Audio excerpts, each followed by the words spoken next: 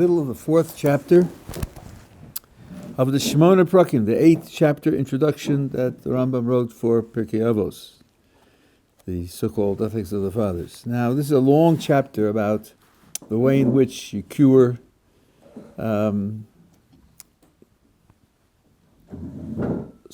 ills of the soul, meaning character traits or motivations that are out of control or out of balance. And he's been emphasizing the idea of finding balance.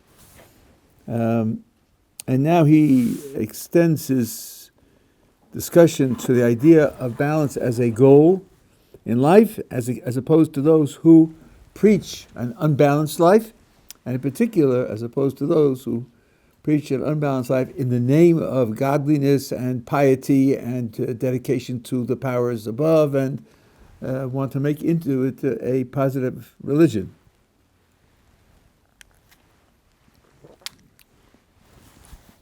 So he starts off by saying, in the words of the prophets and in the sages of our Torah, which usually means going back to the times of Chazal, the Talmud, Midrash, and Midrashim, we have seen that the goal was balance and health, preserving one's health. Preserving both the nefesh and the guf, the spiritual parts of the person and the body. Just as the Torah, which would mean the written Torah, commands it, you find this carried out by the words of the prophets and the sages. For example, we have on record in Zechariah that people in mourning asked about fasting, and there were various fasts during the year which were proclaimed, and they asked whether this should become a permanent Jewish institution or not. Shall I cry on the 5th month?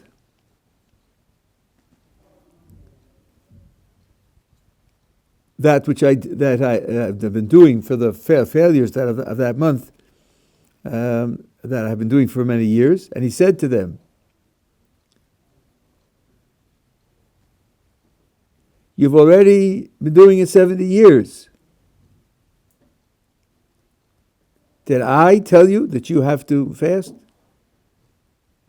And that you should eat? I didn't tell you to fast. I didn't tell you to eat and drink. You did it. You made it up on your own. And then he commanded them a middle level, a middle ground, and just to inculcate good character, and not through fasting. And it says, Kol Amar Hashem Tzvakos, this is what Hashem said, Mishpat Emes Shiftu, you want to develop yourselves in the right way, you want to become true servants of HaKadosh Baruch Hu. Number one, render true judgment. And v'chesed v'rachamim asu, do loving kindness and mercy. Ish achiv. That's what I want from you. And then he says, Kol Amar Hashem Tzvakos, Tzomar Aviv, Tzomar Chamishi, V'chol Min Shavi, Tzomar Asiri, the 4 days that you have appointed in the calendar for fasting because of the destruction of the temple, they will be for the house of Judah times of rejoicing and happiness, for good holidays. So those days which truly commemorate historical disasters will have only a limited duration. During the Second Temple, those fasts which were instituted because of the tragedy of the First Temple didn't exist as fasts, because you have a temple now, and they become times of rejoicing. And v'ha'emes v'shalom ehavu, and emes, which is ultimate reality and the Ratzon of Hashem, and shalom, which is sort of like peace, you should love. So these characteristics of behavior, which are really truly productive characteristics, are where you should put your emphasis. And when you were suffering from the immediate destruction and loss of the temple, fasting was appropriate, but don't continue it on as if it were an ideal in serving God itself. No, it was distorted by historical necessity. And as some people are quoting, and it's worthwhile to mention and emphasize in our time, the merit of shalom in this verse is preceded by emes. Emes comes first. Only the shalom is an expression of emes. Is it a shalom that's worth trying to achieve? Otherwise, it's not where your emphasis should be. It has to be in terms of emes. As I just hinted a moment ago, emes doesn't mean true. It's not true and false. It's a much deeper concept. I'm not going to go into that in detail now. It is recorded somewhere. But the idea is that peace at any price, peace no matter what. I mean, you can have whatever values you have, and you can say whatever you want, but you can't base it on Jewish sources. And he says, when this verse, when it speaks of emes and shalom, emes are the virtues, the good conditions of your logical mind. That's the mind that establishes facts, because facts are facts and they don't change, they're ultimate reality. And shalom are the malos of the midos that you have. The midos that you have should be dedicated to. Now, the word shalom, as I've mentioned many times in Hebrew, doesn't really mean peace. Shalom comes from a root which means shalem, which means complete, whole, integrated, all-encompassing. And it doesn't mean the absence of disturbance or the absence of danger or the absence of destruction. Peace in English is a negative concept. Shalom in Hebrew is a positive concept. But this will bring shleimus to the world. So now, he says, there are people who have an imagination.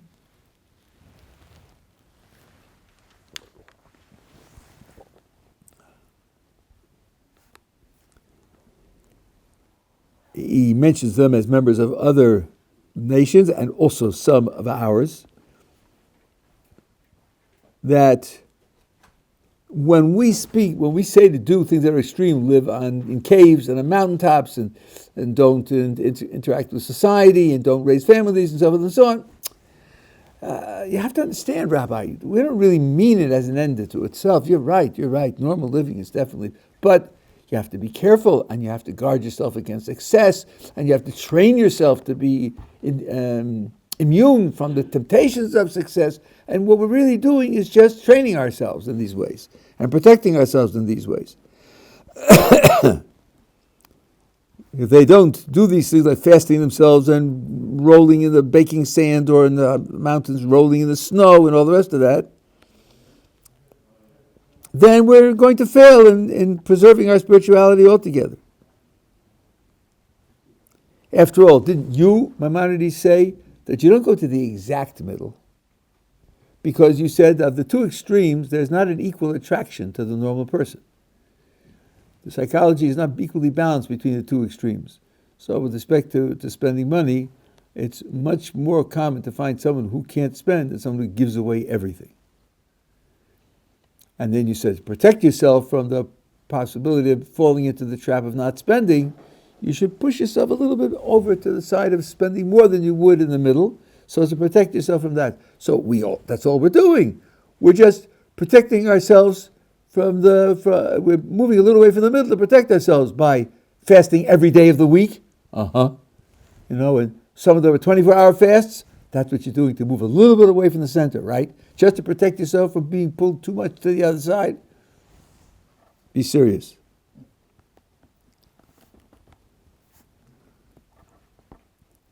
It's a terrible mistake that they're making, because the Torah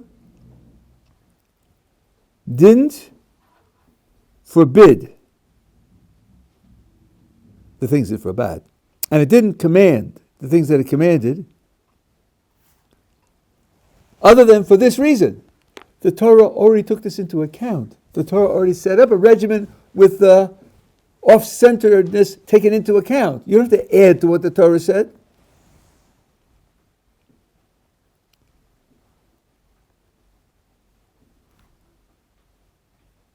So, it's like taking the ball and running with it. Like the guy who got the ball just before the end zone, and he got mixed up which end of the field he was at. And the ball back to his own end zone. And he dodged all the tacklers who were on his own team trying to stop him. He's just running with the ball. For example, we have laws of kashrus. So there are things you can't eat, and then there are things you can't eat in combination, and the things you can't eat on certain days, which isn't really kashrus, right? And somebody says, well, you see that the Torah makes serious rules about what you can and cannot eat. For me, it's just beans. Just beans. And I'm a super good Jew because I'm taking what the Torah said. Well, actually not, says the Rambam. Rambam said, no snails, right? And no lobster, and no kilayim, and no orla. First 3 years of the tree, you can't eat the fruit. That's enough. Don't forget, no cheeseburgers, none of those, right? That's enough. And sexual intercourse, there are rules under who and under what conditions and when. But they say, well, so for me, it's once a year. So the Torah limited it, so I'm going to limit it more. No, that's a mistake. It's as if to say you don't trust that the Torah is designed for the ideal living that you're supposed to live. Well, that's a mistake.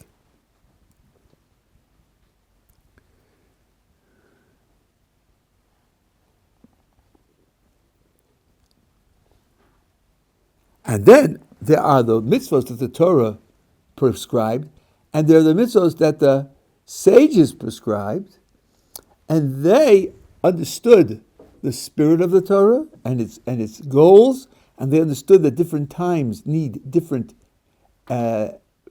emphases, different priorities, and that's where you should get your direction from. And the sages did not command this. I'll give you one example, which maybe from our times you can appreciate. Of Moshe Feinstein, who was one of, if not the greatest, decisor of the 20th century, he lived in America, and he made a rule: no early minyan Shabbos morning. No early minyan Shabbos morning. You say, why is that? After all, to daven early, let's say to daven with sunrise, that's a big mitzvah. You say Shmone at sunrise, that's preferable to davening with a minyan. If you're going to daven at sunrise and there's no minyan available at that time, you should daven at sunrise and don't daven with a minyan. It's got to be a big deal. Why would a rabbi say that you can't do that?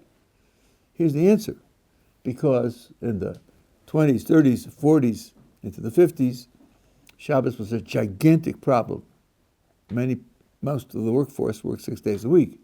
If you didn't show up on Saturday, don't bother coming in on Monday because you won't have a job. So many people fell to working on Shabbos. But you see, I'm a Jew and I believe in the Torah. It's just that I have to work on Shabbos. You understand? But other than that, I'm a faithful Jew. I want to daven. I want to hear the Torah read. I want to say Musaf, Anim Smiros. So I want an early minyan Saturday morning. See. So I can daven the whole Shabbos davening and then go to work. So Moshe said, no. Because I don't want there to be minyanim which give a easy way for the person to salve his conscience by going to work on Shabbos morning. I want it to be an absolute choice. You go to work, then you're not functioning as a Jew. Don't pretend it by going to daven beforehand. Now that's a judgment call. There's nowhere in the Torah it's written that this kind of thing is worth more than that. And here, the early minyan is with all its virtue is not worth the bad consequence. It's a judgment call which those who have mastered the whole Torah, who live it in a deep fashion, are called upon to make. And the Torah has judgments like this all the way through. It's a mitzvah to blow the shofar on Rosh Hashanah, not when it comes out on Shabbos. Now, Rosh Hashanah is 2 days. The first day, blowing shofar, is a biblical commandment. Second day, it's rabbinic. When the first day of Rosh Hashanah comes out on Shabbos, we don't blow the shofar, which means the whole of the Jewish people does not have the mitzvah of shofar that year. Why not? The conclusion in the Babylonian Talmud is because we're worried that someone will carry the shofar through a public domain and thereby violate Shabbos in order to make sure that the shofar was blown correctly, and therefore we shouldn't blow shofar. So let's picture the scales. On this pan of the scales we have the whole of the Jewish people performing the mitzvah of shofar that year, the biblical mitzvah of shofar. On this pan we have the possibility, it might not happen, but it might, that a Jew inadvertently, not purposely, with warning and violating, as a criminal, no, he might forget that it's Shabbos and inadvertently make the mistake of carrying it through a public domain. Who told you which pan goes down? Which pan weighs more? The certainty of the whole Jewish people losing the mitzvah shofar that year versus the possibility that some Jew or Jews may carry it to a public domain. There's nothing in the rules and laws of the Torah, the meta law of the Torah, that tells you this weighs more than that. It's what's called a judgment call. Someone who knows the whole of the Torah can weigh these things up, says, and the Sanhedrin decided to make such a law. So you have what the Torah prescribed, and you have what the great sages who understand the whole of the Torah prescribe. That's enough. And if you look into their writings, you will not find living in caves, or living on mountaintops, or not getting married, or rolling in the snow and rolling on nails, or not joining society. You won't find it. Yeah. I have a question. What about we have a roof right now? So basically, this prohibition of carrying shofar around is not applied, right? Right. That's true, but of course there are many, many Jews who live in places which are not that way. So the prohibition, you're raising an interesting question. I'll just say two words about it. What time is it? Oh, it's only 10:20. Suppose the rabbinic law is put in place for the sake of a certain safeguard. So the law says, let's say, be careful about A so as to accomplish B. When A and B become disconnected, when A and B no longer are related to one another, when your behavior of A has nothing to do with the possibility of the behavior of B, does the law still apply or doesn't it still apply? Here's a simple example. We don't take certain types of medicines on Shabbos because originally medicines were stored as a block of solid. And when you needed some, they ground some from the block and gave you the grindings. Grinding on Shabbos is a biblical prohibition. So they said, don't take medicine unless your life is in danger. Don't take medicine because you might come to grind. Today, everything's pre-ground and pre-packaged as pills. So today, you're not helping to protect yourself against grinding by not taking pills. When the prohibition no longer is connected to the reason what you're supposed to protect, is the prohibition still in force or isn't it still in force? And the clear, unequivocal answer is sometimes yes and sometimes no. Sometimes it remains in force and sometimes it doesn't remain in force. And the Stipler, in his second comment on Masechta Tanis, explains as follows. This is a very deep and subtle explanation. When you say, there are two ways to have, let's say, don't do A in order to protect B. There are two ways you could explain those words, that brief formula. One is this: we're making a law, don't do A. That's the law. That's what goes into the legal books. It's posted on the wall posters. Don't do A. If you get the book of the output of the court, on page 562, there's a footnote. Concerning the law not to do A, that was instituted for the sake of protecting B. The law is don't do A. But it was instituted for the sake of protecting B. That's a historical comment only. It might be incomplete. Maybe they're not telling you all of the reasons or the whole reason. They're telling you a reason. And therefore, if later on in time the prohibition against A and the reason become disconnected, you'll still have to do it. Because the law was don't do A, and the only way that you can change the law is by having a later court vote to change the law. You can't simply say, but obviously today it's not connected, and give it up. You can't do that. Legally, you can't do that. That's one possibility. The other possibility, now listen carefully because I'm going to reverse it. The other possibility is, the law is protect B. The law is protect B. That's what goes up on that. Wall posters, that's what goes into the legal records. On page 562, there's a footnote which says, by the way, doing A endangers B, so don't do A. The law is protect B. The footnote says, the law is to protect B. We're telling you one of the things that you ought to take care of to protect B is don't do A, because A puts B in danger. What happens later A doesn't put B in danger? There's no reason not to do A. Because the law is to protect B. And later on you are protecting B. You're protecting it 100%, even when you do A. So whether it changes or not depends upon which kind of law it is. If the law is don't do A, it stays don't do A, and you don't. But if the law is protect B, then when A is no longer connected to B, you could do A. And sometimes in the Talmud and in the commentators, there's a disagreement about what kind of law it is. Whether the law was on the action or the law was on the reason. And this is one of the reasons why you'll find difference of opinion what kind of medicines you can take on Shabbos. Because some say it was just a safeguard to protect against grinding. The real law was protect grinding. And now that today pills don't have anything to do with grinding, you can be liberal with pills. The others say, no, the law was don't take medication. So, for example, you have a law in the Talmud, any uncovered, unobserved liquid, of certain liquids you can't drink, like water or wine. The Shulchan Aruch says that's because they had snakes and scorpions in their habitations, and when unguarded, they would drink, and they would secrete some poison into the drink, then it could become dangerous. But, writes the Shulchan Aruch, in our days we don't have snakes and scorpions, and he lived in Tzfas 500 years ago. So the law doesn't apply to us. We're not changing the law. We don't change any laws. It just doesn't apply to us because the law was protect yourself, and we're protected.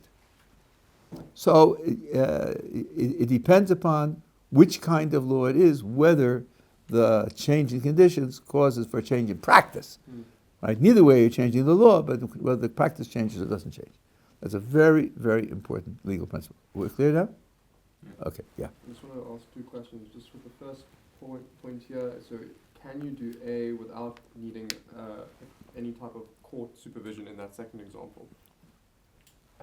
That's a good question. I believe you can. I mean, we have it passed in the Shulchan Aruch, but anybody who knows that they're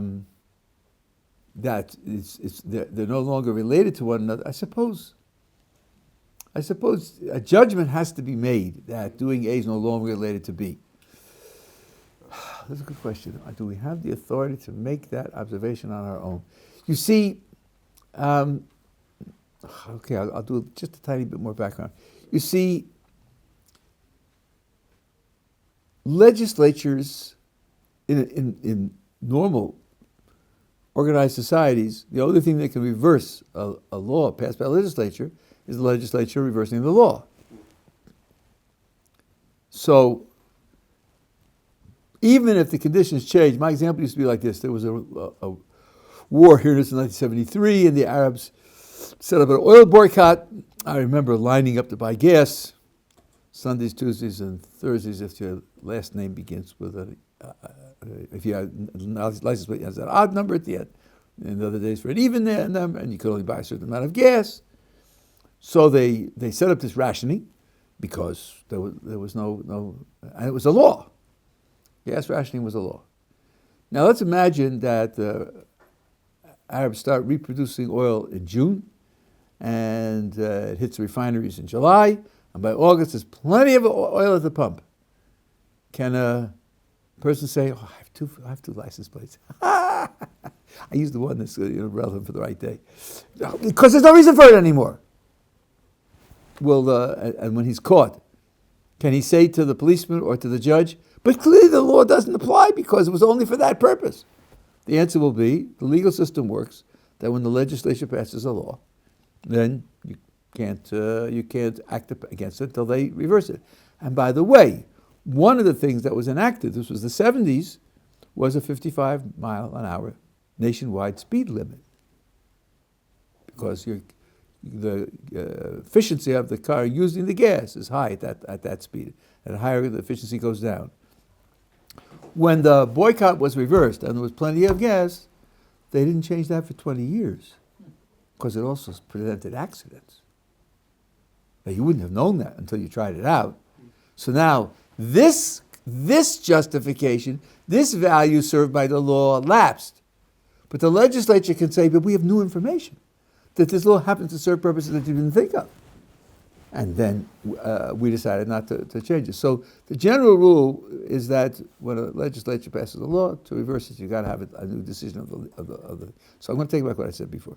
The judgment that it should be reversed is not just the evaluation that it's no longer serving the original purpose. The judgment that it should be reversed is the judgment that it should be reversed, all things considered. And maybe there are other things to consider that weren't present when the law was made. Yeah. Just another question. So coming back to the extremes. So the purpose of the extremes to correct the spiritual illnesses is to bring one back to center so that they can then adhere to the Torah's prescriptions of how to live an ideal life. So it's not that you roll around in snow the whole. As an example, you roll around in snow the rest of your life, but you do these extremes to get back to what the Torah prescribes as ideal. Okay, what you said is correct, but let's put all of it on record. Yeah, because that's not what these people were proposing. Okay. Let's go through their argument again, and then we'll apply it to your what you're saying.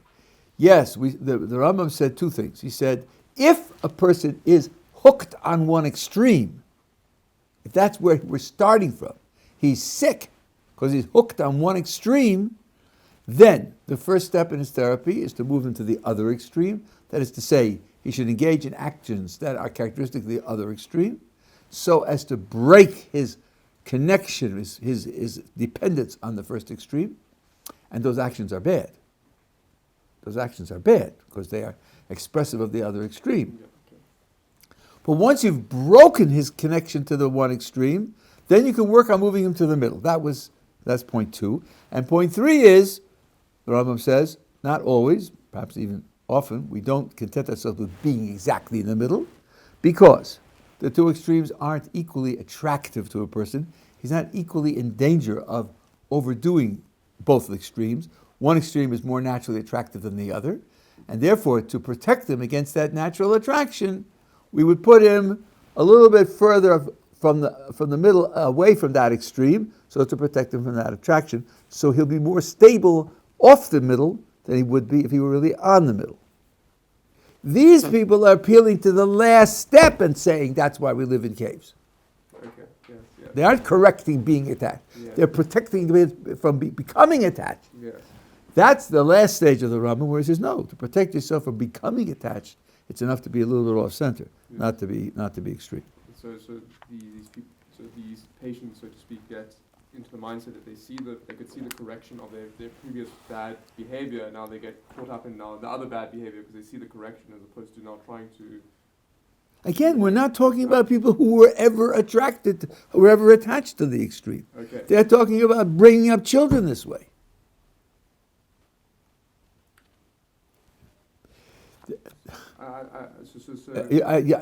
We're mixing up two things here because you usually have it straight. Then we're mixing up two things here.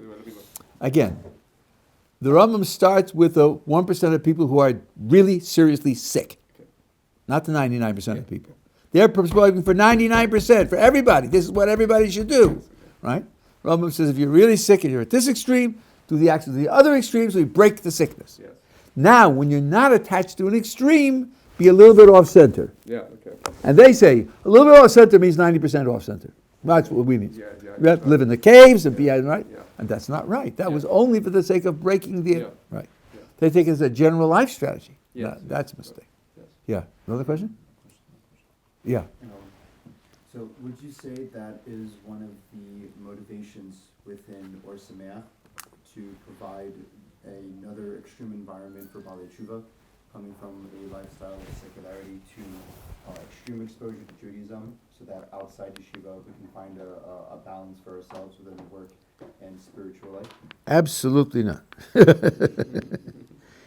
Boy, you think this is extreme? You're under terrible psychological pressure, aren't you? This Ohr Somayach, like the other Baal Tshuva institutions, goes to a great deal of effort to make sure that it isn't extreme. For a beginner in this yeshiva, he gets housing and room and board and full support, and his responsibility is to commit to 7 hours a day. 7 out of 24. That sound extreme to you? Right? He's got 17 hours to do whatever he wants. He can go to the beach. He can go to Ben Yehuda. We don't approve of it. We don't say anything to him. He can engage in any activities he wants. 7 hours of participation a day. That's not extreme at all. I know it's extreme if he came from college, because college is 3 hours a day. Okay, that's too bad. We're not judging ourselves by college. But for a normal person, a 7 hour a day commitment is not extreme. It's even less than you'll have to work when you have to work. So we definitely do not do that. We don't make prohibitions on people. What they do. They use their media, what they listen to, what they watch. What they do. No drugs. We don't allow drugs on campus. That's all. Sorry, let me rephrase. Which means if you're going to do drugs, you have to do them off campus, right? We're not going to send detectives. We're not going to send detectives to follow you and to check what you do. People go to the beach for Shabbos and come back afterwards. Go to kibbutz for Shabbos. Well, I don't think this is extreme at all. Sorry, not to say that Ohr Somayach itself is extreme, but within Baalei Tshuva environment, for people to put on themselves extremes within their learning, within religious practices, to move themselves in an opposite direction from their secular lifestyle for themselves, would you say that's a good idea? I wouldn't, but now you've asked it in a different way. Let me see if I can express it. In other words, all of this is based on what's psychologically useful.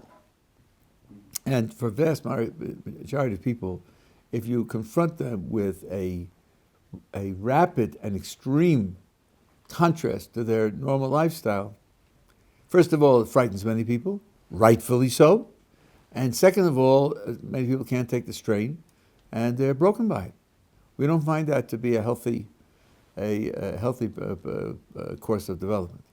We believe in gradual development. I mentioned to some people that we had, when I was first here 42 years ago, we had a boy with a ponytail and a boy with an earring.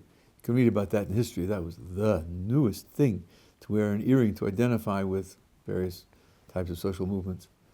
And the boy with the ponytail was here for 6 months, and then he cut off the ponytail, and we were worried. We said we thought it was too soon, that he hadn't made enough of an inner transformation to justify that kind of outer change. As far as we know, he didn't make it. The other boy had an earring, and after also about 6 months, he took it off, and we were worried. Then we found out that Rav Mendel Weinbach had given a shir on Eved Nirtzah, the slave who wants to stay with his master after 6 years. They bang a hole in his ear, and he said, I don't want to be identified like a slave, and he took it off. He thought, okay, that's okay. Right? He read a piece of Torah, and he applied it to himself, and he made it. He made it spectacularly. So we encourage slow and gradual development and inner changes as opposed to outer changes. We don't oppose buying new clothes or growing a beard or wearing your tzitzis outside and so forth and so on. We don't encourage that because people get caught up in this external symbols and they don't realize the extent of internal work they have to do to make the change. And then any crisis comes and it just crashes. So no, I would not think that was a good idea to go to the opposite extreme. Certainly not in general.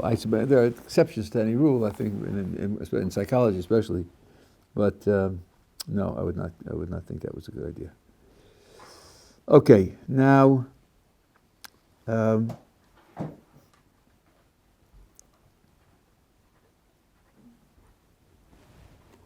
I have it.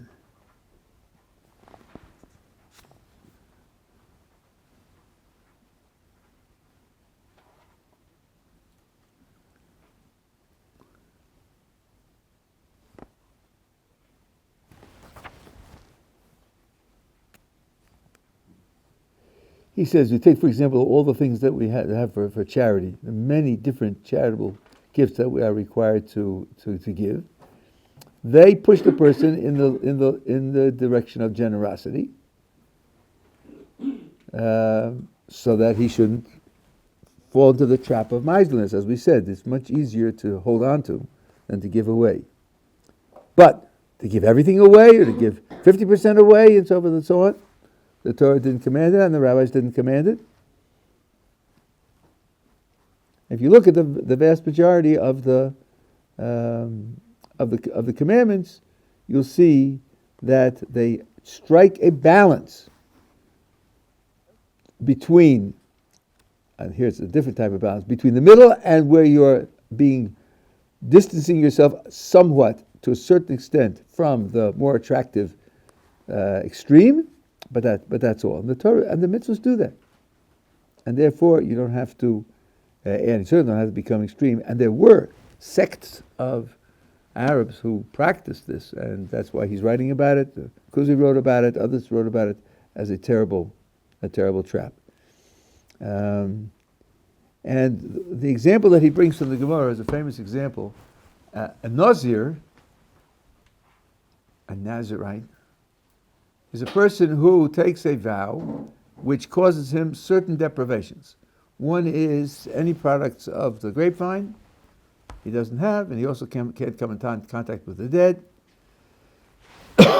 And when he finishes his period, he brings certain sacrifices to signify the end of his vow, and one of them is a chatas, which means it's a sin offering. So the Gemara asks, sin offering? What sin did he commit? This is even one who didn't become tummy, didn't become defiled, didn't end up by accident or in a graveyard. He has to bring a sin offering. So the Gemara's remark is that he brings the sin offering because he deprived himself of wine. And the Gemara continues to comment, all the more so, someone who will fast and deprive himself of all food. If you have to bring a sin offering for the fact that you deprive yourself of wine, only wine, someone who fasts and doesn't eat or drink anything, certainly is committing a crime. Now here we have to be very careful. When the Talmud says something, it's meant to be understood in context with its own form of expression. As the Ran points out, and I heard this from many years ago from Yeshivat Ohr Somayach, there's no legal requirement of a sin offering for not drinking wine, even for making a vow not to drink wine. Sin offerings are prescribed for a particular category of crime. Particular, it's got to be a crime that carries the very stringent spiritual penalty of kares, and it has to be a prohibition rather than a positive commandment. That's where you need a sin offering. So the same Gemara in the Dovid speaks about a woman who gives birth. A woman who gives birth brings a sin offering. What happened there? What happened there? So the Gemara says, because in the pangs of childbirth, when she's suffering the pain, she says, I'm never going to be with my husband again, I'm not going through this again, and she takes a vow, and that's what she's bringing the sin offering for. So the Ran says, there's no legal responsibility for bringing a sin offering for a vow. It just doesn't exist. And number two, suppose she knows she didn't. She didn't do that. So the explanation, there's various dimensions to the explanation. One explanation is to understand that the Torah wants you to appreciate that something was not ideal here. Something was not ideal. And but not because you did a full-fledged sin. Something was not ideal for the sake of the Nazarite. So you say, who makes this vow of not drinking wine and not coming in contact with the dead? Why did he make the vow? Is he one of these hermits who says, the more I give up for God, the holier I am? If so, then it's certainly a sin. Is he doing it because it has status in society? Then it's certainly wrong. But the Gemara talks about someone who was congratulated for making this vow. When he came to Jerusalem to offer his sacrifice, and the Kohen saw him and he said, you're a beautiful person, particularly a beautiful hair. What drove you to make this vow, which means after the time is over, we're going to cut off all your hair? He said, I'll tell you why, because I'm a shepherd, and I looked into the water where the sheep were drinking. I saw my reflection. I said, with my good looks, I can get into trouble. So I decided to ruin them. Oh, he embraced him, and he kissed him, and he said, this is the kind of nausea. You're using it to protect yourself against something which is bad. You're using it to overcome a temptation. That's a great Nazarite.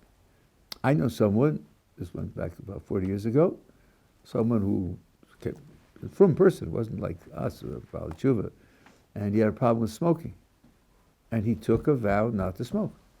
Now, the Gemara says when a person takes a vow, the whole of the Jerusalem, of the Israel shakes and shudders at the terrible thing that happened, but he stopped smoking. So he felt he was using it in the same way. But there is a sense that you didn't overcome it on your own. You had to use something as serious as a vow to overcome it. So there's a certain weakness there. There's a certain weakness there. At any rate, with respect to the woman who gives birth, Soloveitchik said something very profound. He said, a sin offering is the most powerful sacrifice we have that grants cleansing from failure. And he said sometimes the Torah gives the opportunity for the cleansing power of the offering. Not because you committed a sin, because you're in a situation where you deserve that cleansing power. Yes, its official title is sin offering. But in this case, its function is to cleanse someone who deserves to be cleansed. And actually, there's a Maharal which supports this. And I'll tell you the Maharal, though others disagree with the Maharal. But there's a famous Gemara that says, Chesed l'u min chatas, when a non-Jew does loving kindness, then chatas. And the word chatas means sin offering. So, what does that mean? The Maharal says, when a non-Jew does loving kindness, it is such a powerful spiritual expression that he deserves the cleansing power of the chatas offering.